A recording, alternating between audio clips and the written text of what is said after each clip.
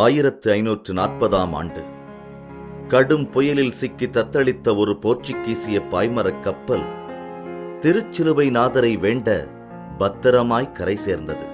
கரை சேர்ந்த இடத்தில் திருச்சிலுவை நாயகனுக்கு நன்றியாய் பாய்மரத்தை சிலுவையாக்கி அங்கிருந்த குன்றின் மீது வைத்தான் கப்பலின் தலைவன். அந்த இடம்தான் மணப்பாடு.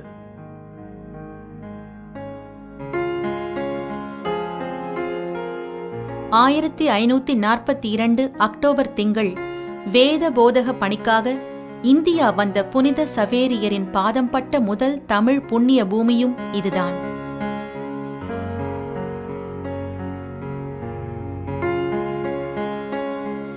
பாய்மரச் சிலுவை இருந்த மலையுச்சியில் ஆசிரமம் அமைத்து திருப்பலி நிறைவேற்றினார் புனிதர்.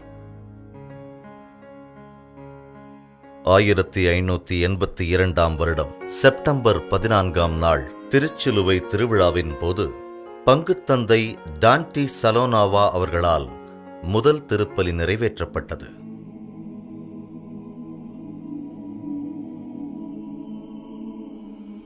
தமிழகத்தில் எழுப்பப்பட்ட முதற் கற்கோயில் இதுவே ஆகும். ரோம் நகரில் இருந்த இயேசு சபையின் 5ஆம் தலைவரான தவத்திரு கிளாடியூஸ் ஆக்குவா வீவா அவர்கள் இயேசு கிறிஸ்து சிலுவையில் அறையப்பட்ட திருச்சிலுவையிலிருந்த 2 துண்டுகளை சிறு சிலுவையாக்கி 1583 ஆண்டு இத்திருத்தலத்தில் வைத்தார்.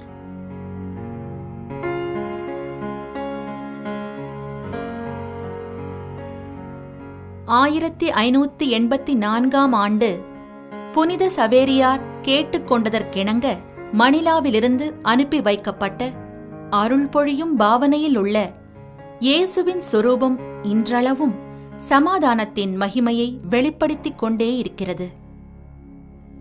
திருச்சிலுவை நாதரிடம் வேண்டி நன்றி கடனாய் வைத்த பாய்மர சிலுவை விசேஷ திருத்தலமாக ஜூபிலி 2000வது ஆண்டு அறிவிக்கப்பட்டது. இத்திருத்தலத்தின் பின்புறம் கடலோரத்தின் புனித சவேரியார் வாழ்ந்த குகை இன்றும் உள்ளது.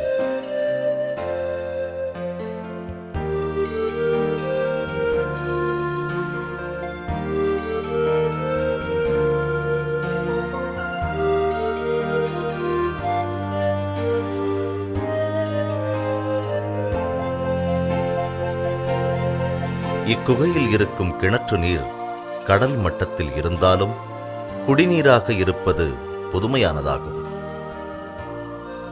சின்ன ஜெருசலேம் என பாப்பரசர் 13ஆம் சிங்கராயரால் 1889 ஆண்டு புகழப்பட்ட பெருமையுடையதாகும்.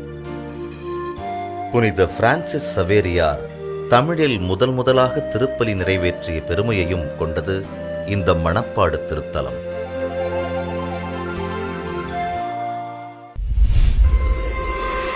Thank you.